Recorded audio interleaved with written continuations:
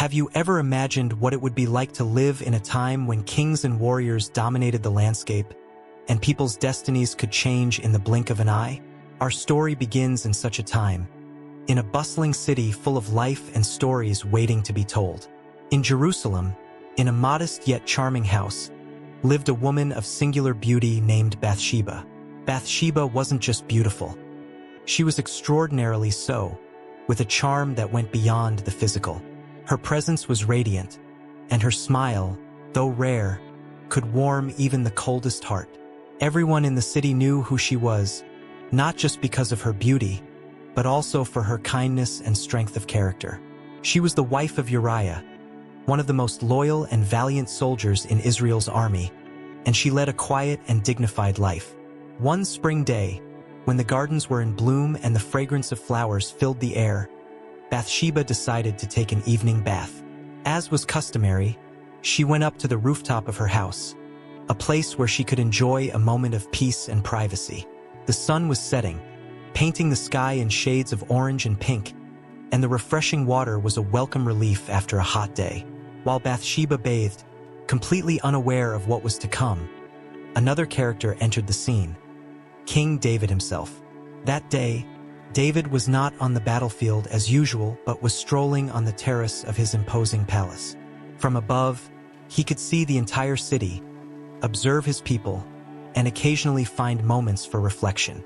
But on that day, his gaze was captured by something, or rather someone, that would change his life forever. David saw Bathsheba bathing, and in that instant, something within him stirred. He was mesmerized by her beauty, something he had never seen before, not even among the women of his own palace.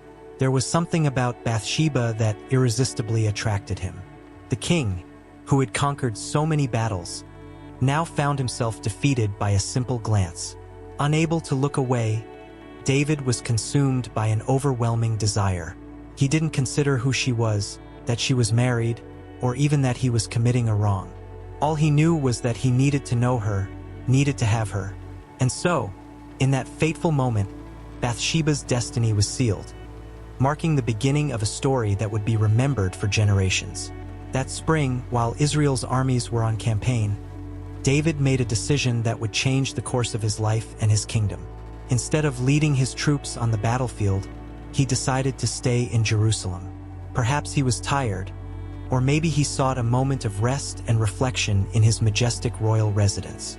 But it was this very decision that led him to a walk that would prove fatal, not literally, but in the consequences it would unleash. It was late afternoon, and the sun was beginning to set, coloring the horizon with golden and reddish hues. Seeking tranquility, David went up to the terrace of his palace, a place where he often meditated, prayed, and reflected on matters of the kingdom. From there, he could see the whole city unfold below him, a sight that usually brought him a sense of peace and control.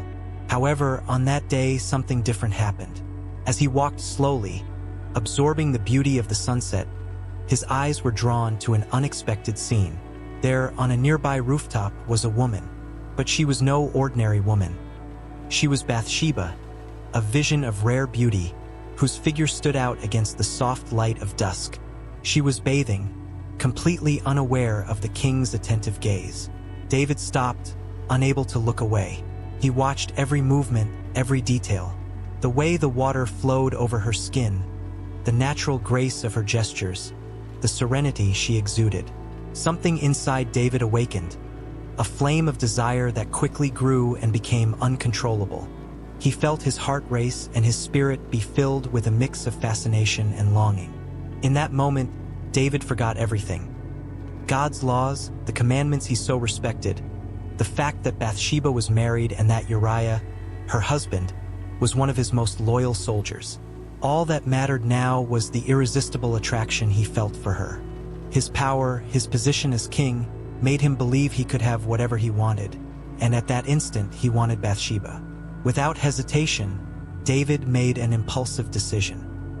He called one of his servants and ordered that Bathsheba be brought to the palace. The king's command was absolute, and the servant, without question, complied. David knew that what he was about to do was wrong, but desire and temptation had already taken hold of his reason. Thus, the tranquil walk David had begun on the terrace turned into the beginning of a series of events that would bring pain, repentance, and eventually redemption. He could hardly imagine the consequences of his rash act, but at that moment, nothing else mattered besides Bathsheba's presence. The night was silent when Bathsheba was brought to the palace. She didn't know why she had been summoned, but the king's order was unquestionable. As she walked through the opulent corridors, her thoughts raced. What could David want with her? Anxiety mixed with curiosity as she approached the royal chambers. David was waiting, and when Bathsheba entered, he greeted her with a smile that blended kindness with an intensity that was hard to ignore. She bowed respectfully, but before she could say anything, David invited her to sit. The atmosphere was charged with palpable tension. David, a powerful king and a man of faith, was now consumed by a desire he had never experienced before. They talked, and David, with his natural charm, made Bathsheba feel at ease. He complimented her, speaking of her beauty and how it had been impossible for him not to notice her. Bathsheba, though flattered, felt uneasy. There was something in David's gaze that made her feel vulnerable. Without much delay, David made his intentions clear. He wanted to be with her at that moment, and nothing could stop him. Bathsheba, torn between loyalty to her husband and the authority of the king, eventually succumbed to the situation.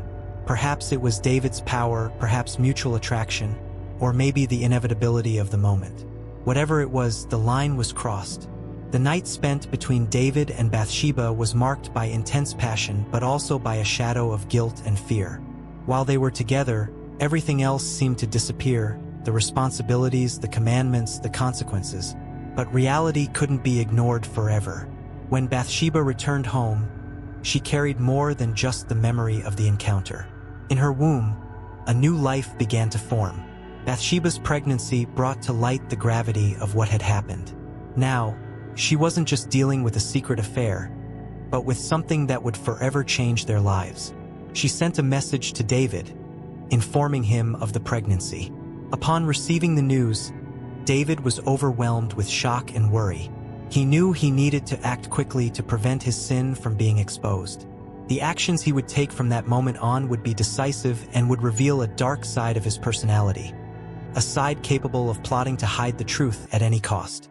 The forbidden passion between David and Bathsheba could not remain hidden forever, and the choices David made next would trigger a series of tragic and inevitable events. What had started as an uncontrollable desire now turned into a nightmare of secrets and conspiracies. Bathsheba was pregnant. The news hit David like a bombshell. The king, until then consumed by passion and desire, now faced a reality he could not ignore. Bathsheba's pregnancy was not just an inconvenient secret. It was a direct threat to his honor, his position as a leader, and his relationship with God and his people. Desperate to keep the secret, David began to devise a plan to hide what had happened. He called Uriah, Bathsheba's husband, back from the battlefield, where he was bravely fighting for the kingdom. David hoped that Uriah, upon returning home, would spend the night with his wife, making Bathsheba's pregnancy appear legitimate. Uriah, however, was a man of great integrity and loyalty. Upon arriving in Jerusalem, he refused to go home. "How can I go to my house to eat and drink and lie with my wife while my comrades are camped in the open field?" he argued.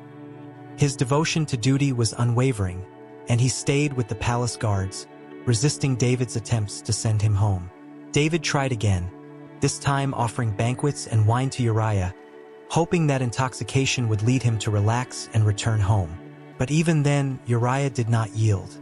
His loyalty and sense of justice prevailed over personal comfort. David was running out of options, and the gravity of the situation pressed more heavily upon his shoulders. Realizing that his attempts to cover up the situation were failing, David made an even more desperate and dark decision. He wrote a letter to the army commander, Joab, ordering him to place Uriah on the front lines of the fiercest battle and then withdraw the troops, leaving Uriah exposed to the enemy. David's plan was cruel, but he saw it as the only way to keep his secret safe. With a heavy heart, David sealed the letter and handed it to Uriah, who unknowingly carried his own death sentence. Uriah, faithful and honorable, delivered the letter to the commander without question. And so, according to David's orders, Uriah was placed on the front lines, where the battle was most intense, and he fell in combat. The news of Uriah's death quickly reached David, who, despite displaying apparent sorrow, felt a dark relief.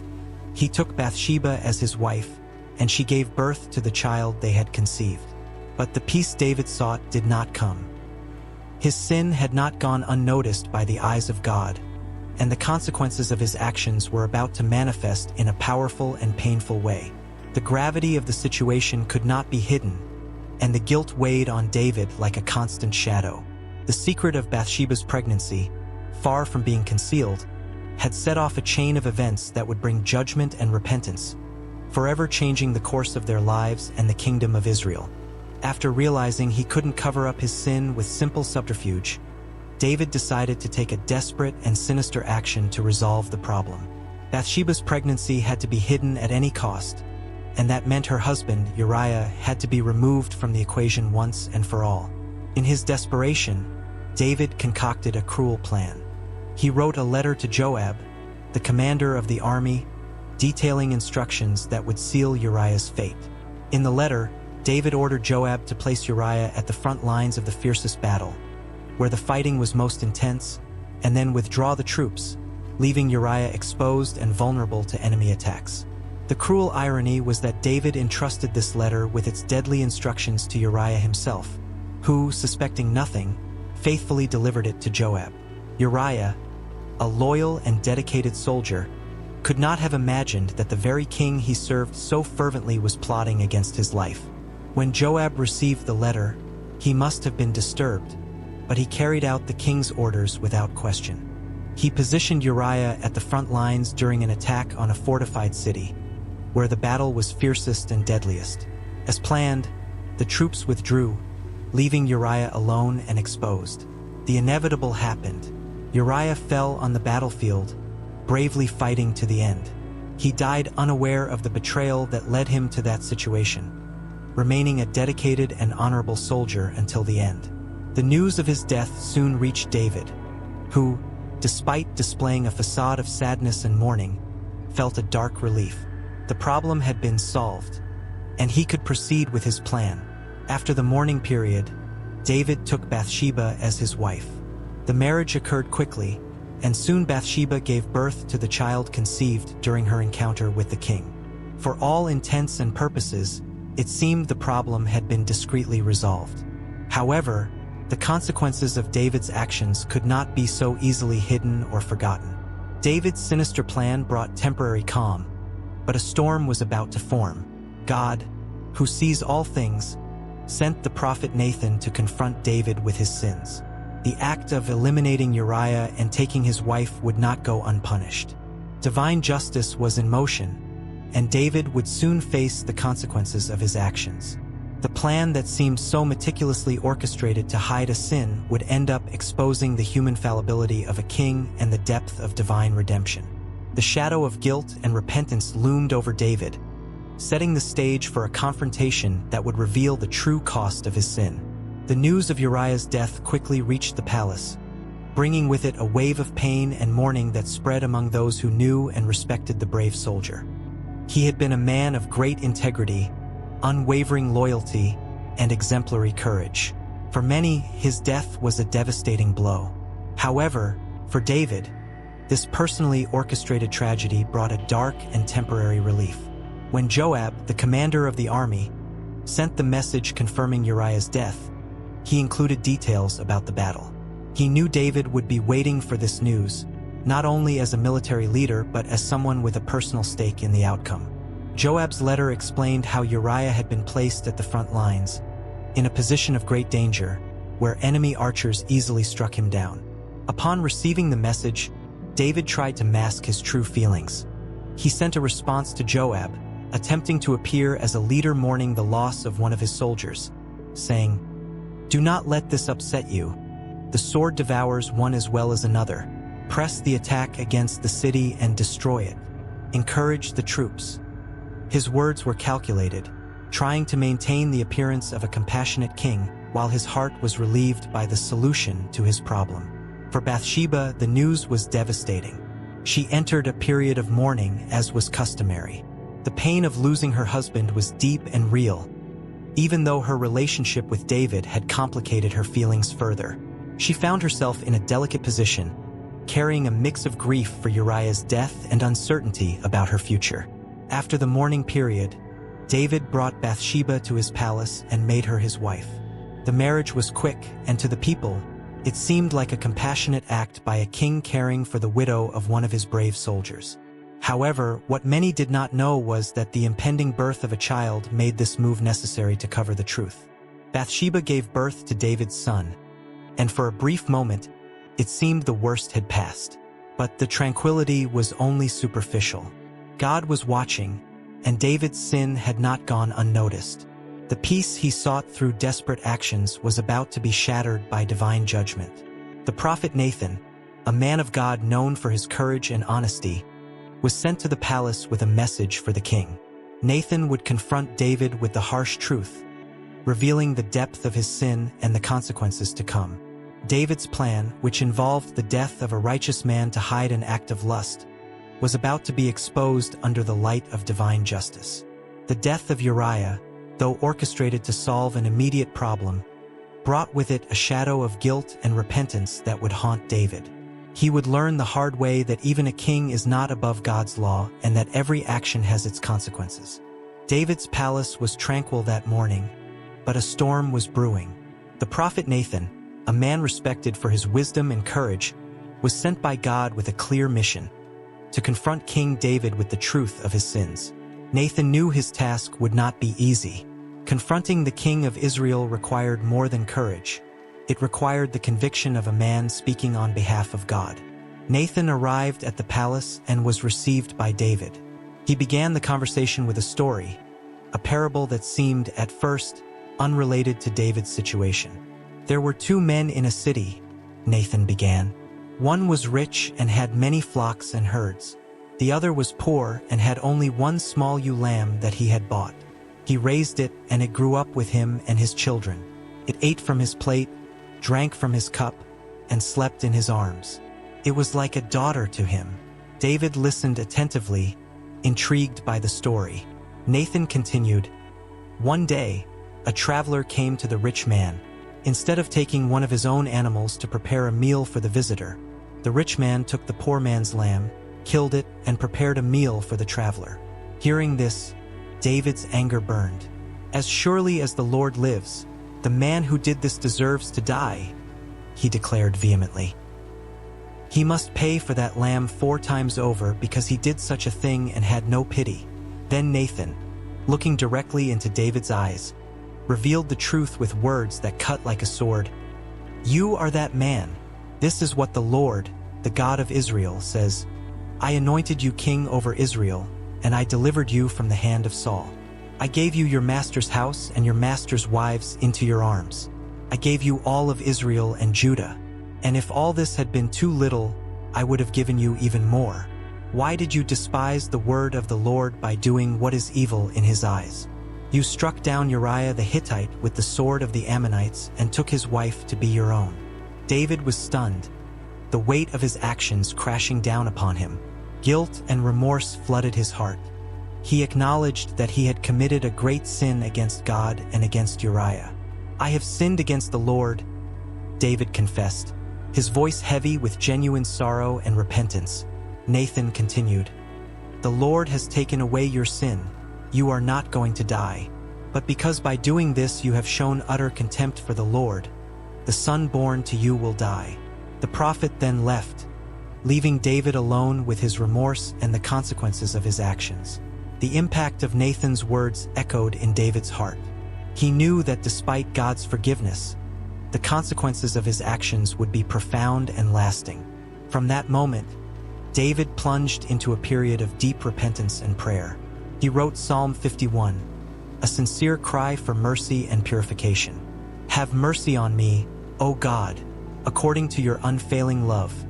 According to your great compassion, blot out my transgressions. Wash away all my iniquity and cleanse me from my sin. he pleaded. David recognized that his sin was, above all, against God. Against you, you only, have I sinned and done what is evil in your sight. So you are right in your verdict and justified when you judge.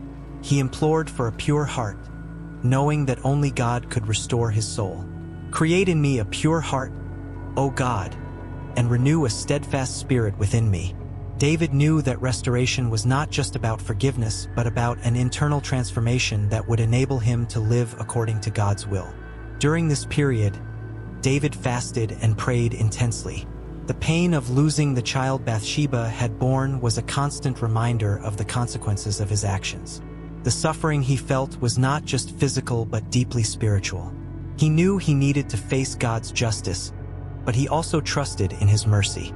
As David went through this process of repentance, God began to work in his heart. Although the loss of his child was a devastating blow, David found solace in God's presence. He understood that true repentance not only brings forgiveness but also transformation and renewal. Eventually, David and Bathsheba were blessed with another son, Solomon, who would become known for his wisdom and become one of the greatest kings of Israel. This birth was a sign of God's mercy and restoration. Despite his sins, David was reminded that God can bring good even out of the worst situations. David continued to reign over Israel, but with a transformed heart. He became a more compassionate and just leader, guided by the experience of his own repentance and God's grace. The story of David and Bathsheba, marked by sin, repentance, and redemption, became a powerful testimony of divine mercy. This profound experience shaped David for the rest of his life. He never forgot the pain of repentance, but he also never forgot the joy of forgiveness. And so, David's story teaches us that no matter the depth of our sin, God's mercy is always greater, and redemption is within reach for a truly repentant heart. The loss of David and Bathsheba's first child was a moment of profound pain and reflection for the king. The child, born from a relationship marked by sin and betrayal, became gravely ill shortly after birth. In his anguish, David turned to God with fervent prayers. He fasted, wore sackcloth, and spent entire nights prostrated on the ground, praying for the child's life. David's servants watched with concern, fearing for both the king's and the child's health. For 7 days, David did not get up or eat, dedicating himself entirely to prayer and fasting. He hoped that his sincerity and deep repentance might move God's mercy and save the boy's life. However, on the 7th day, the child died. David's servants were afraid to tell him the news, worried about how he would react. When David sensed something had happened, he directly asked his servants if the child was dead. They reluctantly confirmed his death. Surprisingly, David's reaction was not what they expected. He got up, washed himself, changed his clothes, and went to the temple to worship God. Then he returned to the palace and asked for food. His servants were perplexed and asked why he had changed his behavior so drastically. David replied, "While the child was still alive, I fasted and wept. I thought, who knows? The Lord may be gracious to me and let the child live. But now that he is dead, why should I fast? Can I bring him back again? I will go to him, but he will not return to me." This moment marked a turning point for David. He realized that despite his repentance and prayers, God's will had prevailed. The loss of his child was a painful consequence of his sins, but also a profound lesson about divine justice and mercy. After the mourning period, David sought to comfort Bathsheba. He consoled her in her grief, and in time, they were blessed with another son. This son was named Solomon, a name that meant peace. Amidst the pain and loss, there was a promise of new hope and renewal. God sent the prophet Nathan again, this time with a message of blessing. Nathan called the boy Jedediah, meaning beloved of the Lord. This was a clear sign that despite David and Bathsheba's sins, God was still with them and had great plans for Solomon. Solomon grew in wisdom and grace, eventually becoming one of Israel's greatest and wisest kings. His story and legacy testified that God could bring redemption and hope even in the darkest circumstances. Through Solomon, David's lineage continued, and God's promise to David was fulfilled. The loss and new hope in David and Bathsheba's lives remind us that, although we may face painful consequences for our mistakes, God's mercy and grace can bring healing, restoration, and new opportunities. Their story is a powerful message of repentance, redemption, and God's continuous promise to be with His people, even in the darkest hours. Bathsheba's story did not end with pain and repentance. After the storm of sin and its devastating consequences, her life followed a surprising path of redemption and purpose. The woman initially seen only as Uriah's beautiful wife and then as the woman involved in the king's sin now walked a new path, as a respected and influential figure in Israel's history. After Solomon's birth, Bathsheba's life changed dramatically. David, recognizing his own error and moved by repentance, treated Bathsheba with honor and respect. She became a beloved wife and a dedicated mother, raising Solomon with love and wisdom. Her role in David's court was solidified, and she began to be seen not just as a royal wife but as a valuable advisor. Solomon's ascension to the throne was a crucial point in Bathsheba's life. When David was old and his health declined, a dispute for the throne arose among his sons. Adonijah, one of David's older sons, tried to proclaim himself king without David's consent. Amid this crisis, Bathsheba played a vital role. Together with the prophet Nathan, Bathsheba interceded before David, reminding him of his promise that Solomon would be his successor. In a final act of justice and leadership, David reaffirmed his commitment and ordered Solomon to be anointed king immediately. Thus, Solomon was proclaimed king of Israel, fulfilling God's promise and solidifying Bathsheba's position as queen mother. As queen mother, Bathsheba held a position of great influence and respect. She became a key figure in Solomon's court, offering counsel and symbolizing wisdom and authority. Her story reflects not only personal redemption but also how God can transform lives and use even our failures for a greater purpose. Solomon, known for his wisdom, often turned to his mother for guidance. In a notable example, when Adonijah, after Solomon's ascension, asked Bathsheba to intercede for him before the king, Solomon showed deep respect for his mother by listening to and considering her request, even though the final answer was a denial due to the political complexity of the request. Bathsheba's transformation from a woman involved in a scandal to the honored mother of the king demonstrates the breadth of God's grace. She, who had experienced so much pain and repentance, now lived a life of purpose and honor. Her story is a powerful testament that, regardless of the past, God can redeem and use our lives to fulfill His plans. Bathsheba's life teaches us about the power of repentance, the possibility of redemption, and the transformative power of God's grace. She became a lasting example of how God can raise someone from the depths of sin to a position of honor and purpose. And so, the story of Bathsheba, the sinner who became Queen Mother, remains an eternal lesson of hope and renewal.